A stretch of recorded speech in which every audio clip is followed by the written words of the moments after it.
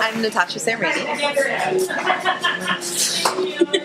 The hard part's over now. So my name is Natasha Samreny. I am touring right now with Las Locas Comedy, which is a really cool comedy movement out of the city of Chicago.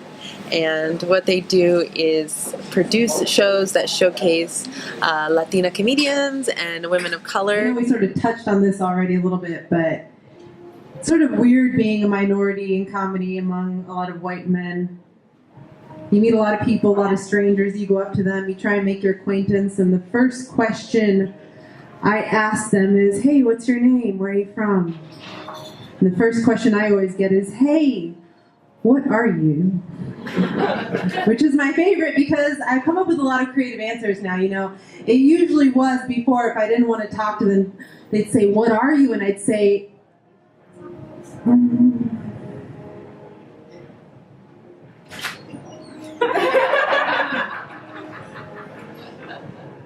half terrorist. Or I just start singing like Carrie Underwood, because nothing's more confusing than a brown girl singing country. What? You speak English too? But lately, I've just not said anything and let people guess. All my Latinas, I know you've gotten this before, especially if you're second generation Latina, like some older Hispanic woman comes up to you in the grocery line. All you want to do is buy Doritos. You know, she starts talking really fast to you in Spanish. And your parents never spoke to you in Spanish, so you start pulling out like middle school, like, me llamo. Hola estás. Makes no sense. So I'm half Arab, half Latina, so I get like my brand of people is like Arab, Latina, and Indian, because they're like, you look Indian. Like, I know, I'm not. Are you sure? I love it when they guess. They're always like, are you Indian or do you speak Spanish? 200 countries in the world, and I get two choices. Recently, I had an Egyptian woman come up to me, and she went straight forward. She's like, Yalla, Habibti, you are. What are you? And I knew which part of what she was looking for, so I'm like, you know, my dad's Lebanese, and she said, you are Arab, I knew this. And I was like, oh fuck, who's watching? What else do you know? Let's go down to 7-Eleven, buy a lotto ticket, what's my lucky number? She said, you are Arab, but you are something else. What is it? And I said, well, I'm Arab, Latina, and she said, I knew this too. You are Arab, you are Latina, you are like Shakira. Best day of my life. I'm half Ecuadorian, which, if you know anything about Latin stereotypes, we're the only ones in the Latin world that don't have asses. So when she called me Shakira, I'm like, yeah. Yeah, totally. I like tweeted that shit everywhere. I got an ass. So I hooked up with Las Locas Comedy actually because even though I live in Tampa, I still co-produce a show in what I consider my creative hometown, Chicago. I co-produce a storytelling show there called All of the Feels, and we book artists, including storytellers, musicians, comedians. And a few months back, I actually went to Chicago to perform in my own show for the first time. Let me explain. For the last year, I've been co-producing this show in Chicago from Tampa with a good friend of mine over there. So I do all the promoting, the booking, etc. But this was sort of like a coming home for me, and so I decided to have an all-Latin woman show. We had storytellers, dancers, singers, musicians, and I reached out to one of the comedians that happens to be in Las Locas that I had known already on her own merit, and asked if they could perform, and it was our biggest show yet. It was incredible. We started talking, and Janice, who is one of the co-founders, realized she had Tampa connections. When she was in Chicago, I was in Tampa, and then we switched vice versa. So we had sort of this this thing we wanted to tap into. This is about 3 months ago, and we started talking.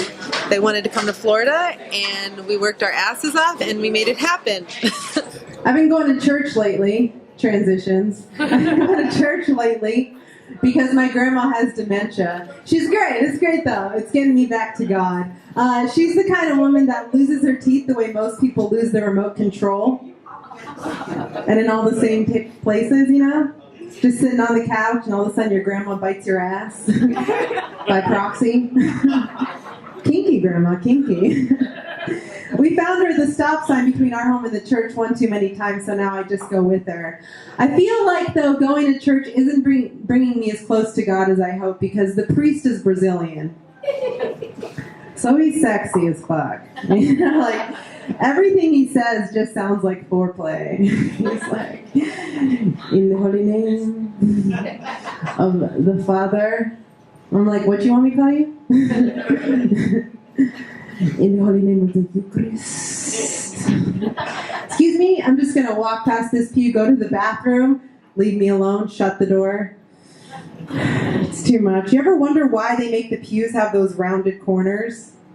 No, just me. I spend time thinking about this when I'm sitting there falling asleep pretending I'm praying, you know, so they don't call you out. You ever do that? You're sitting there, you know you're falling asleep, so you fold your hands and just lean your head on the pew in front of you. I was thinking about this one day, and I realized they make those pews with the rounded corners, so the moment the priest says this is the last song, you're blessed, you can go home, people won't get hurt running the fuck out, right? I just feel like to make it easier, they should post a tent out front where you can rent a baby for $5 an hour. Let me explain. The only way you ever get out of shit nowadays is if you have a screaming baby. You ever notice this? You're at home sick, you call your boss, I can't come in today. So you start telling him why, he won't listen. The moment that baby starts screaming in the background, he shuts the phone down, right? The only alternative is start talking to him about your period, and he doesn't want to know shit, you know? If you post a tent out front with rent a baby $5 an hour, you can go in, get the little cracker, drink your wine, hit your baby on the ass, run out. No one's going to follow you. No one will ever follow a woman with a screaming baby. I would love to see Las Locas Comedy grow or expand. Conceptually, I believe in the idea of it, you know, being a Latin comedian, storyteller, and producer. I always think that there are opportunities for more women and minorities to be involved in safe spaces. Yeah, I would love to see it get bigger. I would love to see a Las Locas Comedy tour or group in Florida and in New York. And actually, since you mentioned it, through this tour, through this little 4-day tour we booked, we worked with a comedian from New Jersey. And just this weekend we found out that she's going back home, and I will be in New York in a couple weeks performing at another festival. She's got a show, and it looks like we might merge to do a Las Locas show there in a couple weeks. So I feel like it's like all about connecting. My mom, growing up with 4 girls in the house, she always gave us some really good advice on how to date, what type of women we should be. And she had 3 rules for us. One of them was finish high school. The second one was graduate college. And the third one was marry tall and marry white. Because she had our best interest at heart. I recently broke up with a guy that I thought fulfilled all the necessary requirements. He was tall and white. It turns out a guy should probably have more to be a good boyfriend, right? He didn't have an apartment or a job.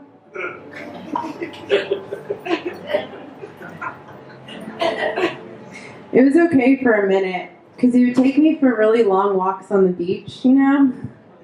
So romantic. And we'd make out at sunset and fall asleep on the same patch of sand that we'd wake up on, because he had nowhere else to go. Ladies, homeless guys are so spontaneous.